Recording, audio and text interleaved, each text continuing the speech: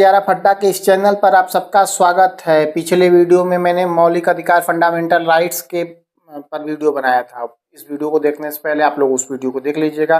Video देखने के लिए आप हमारे प्लेलिस्ट में जा सकते हैं, वहाँ पर कॉन्स्टिट्यूशन नामक प्लेलिस्ट होगा, वहाँ पर आप फंडामेंटल राइट्स पार्ट 1 देख लीजिएगा।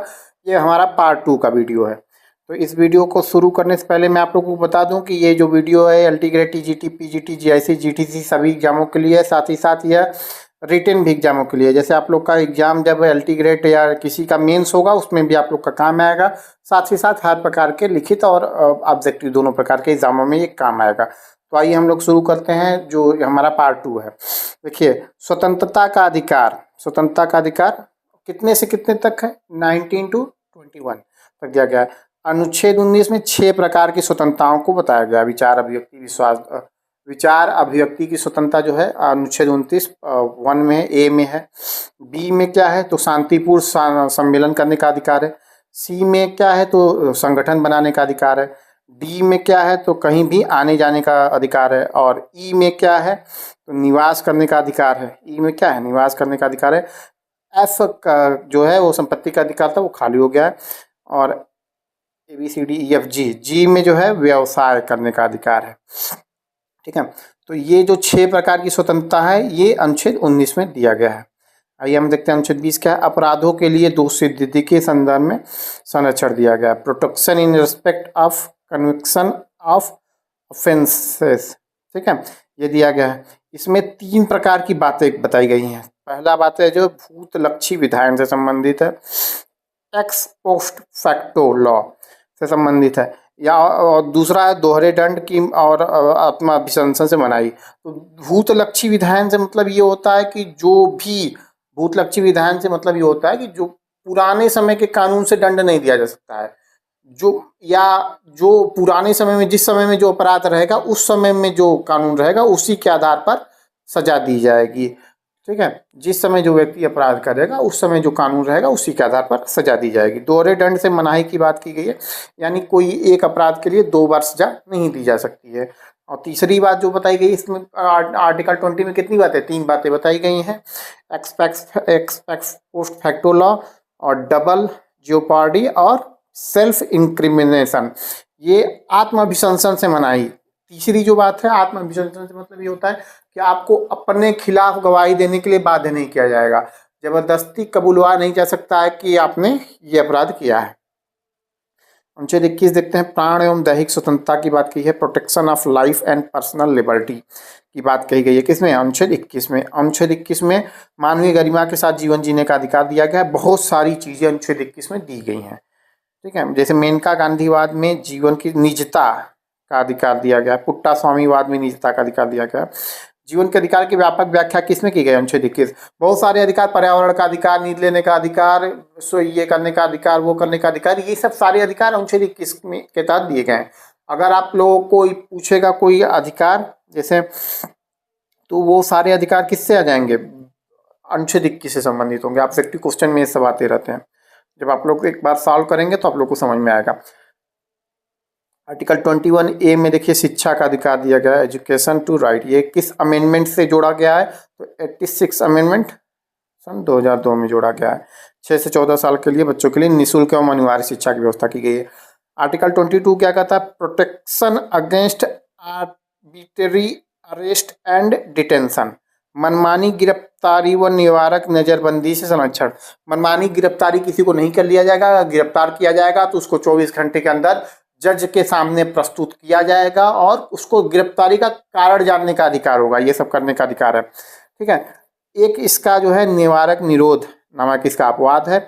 ये क्या होता है? तो पहले के समय में ब्रिटेन के ज़माने में क्या होता था कि किसी एक कानून है, ब्रिटेन के ज़माने का कानून है, किसी व्यक्ति को गिरफ्तार कर लिया जाता था, ये इसलिए वो देशद्रोह कर सकता है, आतंकवाद कर सकता है, तो इसलिए वह उसको गिरफ्तार कर लिया जाता था। उसको 3 महीने तक निवारक निरोध के अंतर्गत बंद किया जा सकता था जेल में। हालांकि 3 महीने से अधिक, तो ये कानून आज भी है। किसी भी व्यक्ति को अगर इस तरह का खतरनाक क्राइम का अंदेशा रहे उस व्यक्ति से, तो उसे गिरफ्तार किया जा सकता है निवारक निरोध के अंतर्गत और उसे 3 महीने तक जेल में बंद किया जा सकता है। और हालांकि उसको कारण 3 महीने बाद अगर जेल में रखना है तो उसको मजिस्ट्रेट के सामने पेश किया जाता है। अगला जो हमारा है तीसरा, शोषण के विरुद्ध अधिकार, राइट अगेंस्ट एक्सप्लॉयटेशन। कितना आर्टिकल है? 23 और 24। ये आर्टिकल कंफ्यूज करते हैं, इसलिए इन्हें आर्टिकल को क्या है याद करना जरूरी होता है। मानव का दुर्व्यापार एवं बलात् श्रम का निषेध। मानव को दुर्व्यापार नहीं किया जाएगा और बलात् श्रम नहीं करवाया जाएगा। ठीक है, ये बताया गया है। Prohibition of traffic in human beings and forced labour. ठीक है, आर्टिकल 24 क्या कहता है? बाल श्रम का निषेध करता है। Prohibition of employment of children. ठीक है, बाल श्रम का निषेध करता है। 14 वर्ष तक के बच्चों को खतरनाक उद्योगों में नहीं लगाया जा सकता है। किन उद्योगों में लगाया जा सकता है? तो अपने जो घर के काम है उसमें बच्चों को लगाया जा सकता है, जो घर के काम है, वो भी उसके उनके स्कूल की पढ़ाई के बाद। ये सुप्रीम कोर्ट की व्याख्याओं से आया है। हालांकि ये जो आर्टिकल है ये आप दोनों याद कर लीजिएगा, 23 और 24। 23 क्या कहता है? मानव का दुर्व्यापार बलात् श्रम, और 24 क्या कहता है? बाल श्रम का निषेध। आर्टिकल 25 से 28 तक देखिए, धार्मिक स्वतंत्रता का अधिकार है। तेजी से इसको हम लोग देख सकते हैं। जो आर्टिकल 25 है ये अंत धर्म को मानने प्रचार करने की स्वतंत्रता। ठीक है, फ्रीली प्रैक्टिस एंड इसको अपने बढ़ावा देने का अधिकार, किसी भी व्यक्ति को बढ़ावा देने का अधिकार, धर्म को। और 26 क्या है? धार्मिक मामलों के प्रबंध का अधिकार है, freedom to manage religious affairs. ठीक है, 26 क्या है? धर्म को मानने का अधिकार। 27 में देखिए क्या है? किसी विशेष धर्म को बढ़ावा देने के लिए टैक्स नहीं लगाया जाएगा। 27 का ये कहना है, किसी विशेष धर्म को बढ़ावा देने के लिए टैक्स नहीं लगाया जाएगा सरकार द्वारा।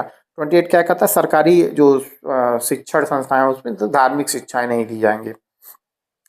तो और अगला हम लोग देखते हैं पांचवा जो है शैक्षणिक व सांस्कृतिक अधिकार, जो है 29 और 30 में आते हैं। इसमें क्या है कि नागरिकों को 29 क्या कहता है? नागरिकों को प्रत्येक वर्ग को अपनी भाषा, लिपि व संस्कृति के संरक्षण का अधिकार दिया जाएगा। ठीक है, और क्या क्या? भाषा, लिपि और संस्कृति। और आर्टिकल 30 क्या कहता है? अल्पसंख्यक वर्ग, धार्मिक या भाषाई। दो देखिए यहाँ पर है, एग्जाम में पूछे अल्पसंख्यकों किन आधार पर अल्पसंख्यक मानते हैं? धार्मिक और भाषाई को अपनी मनोनयन, अपनी मनोकूल शिक्षा संस्था स्थापित करने का अधिकार। 29 में क्या कहता है? भाषा, लिपि, संस्कृति। और आर्टिकल 30 में क्या कहता है कि मनोनयन शिक्षण संस्थाएं स्थापित करने का। 32 आइए देखते हैं, बहुत इंपॉर्टेंट है। 31 में संपत्ति का अधिकार होता था, उसको हटा दिया गया है। और 32 में अनुच्छेद 32 में संवैधानिक उपचारों का अधिकार है। ये काफ़ी इंपॉर्टेंट अधिकार है, इसको आइए हम लोग देख लेते हैं। बंदी प्रत्यक्षीकरण, हैबियस कॉर्पस, सशरीर प्रस्तुत करो, किसको किया जाता है? ये भी इंपॉर्टेंट है। देखिए किसके लिए है, ये भी इंपॉर्टेंट है।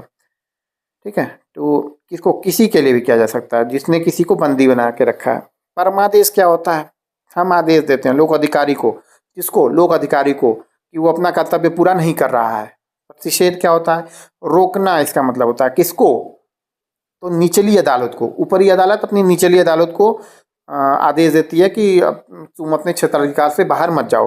देखिए इसमें इसका मतलब क्या होता है और किसको ये आदेश दिया जाता है। जैसे उत्प्रेषण में भी यही निचली अदालत को निर्णय को रद्द करने के लिए, निर्णय के बाद कोई निचली अदालत निर्णय दे दिया, सुप्रीम कोर्ट या हाई कोर्ट को लगेगा कि जो हमारा निचली अदालत है वो सही से काम नहीं कर रही है, तो वो केस अपने यहाँ मंगा लेगी। अधिकार परीक्षा, आपका अधिकार क्या है? लोकपद पर व्यक्ति के बैठे की दावे की जांच किया जाता है। ठीक है, इसका मतलब ये होता है अधिकार परीक्षा।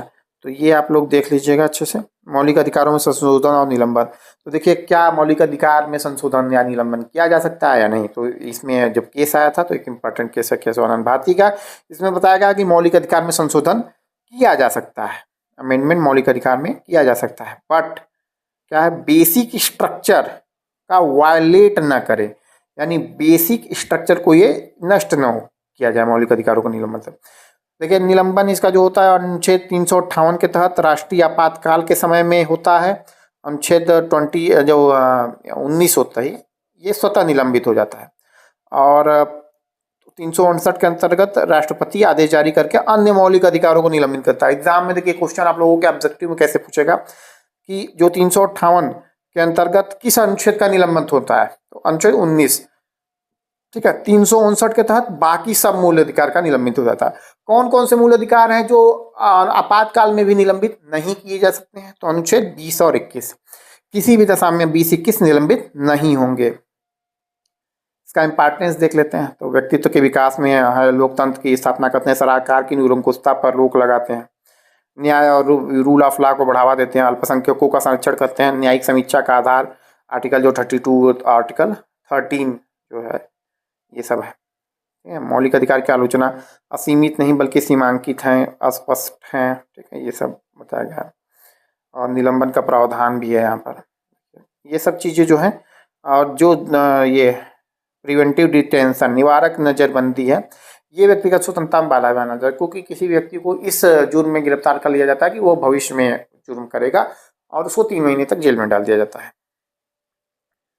तो वीडियो देखने के लिए बहुत बहुत धन्यवाद। अगला जो हमारा वीडियो आएगा उसमें DPSP जो भी रहेगा आप लोग हमारे प्लेलिस्ट में जाके देख लीजिएगा। बहुत बहुत धन्यवाद। और कोई कमी लगे नज़र आएगी तो कमेंट करके बता दीजिएगा।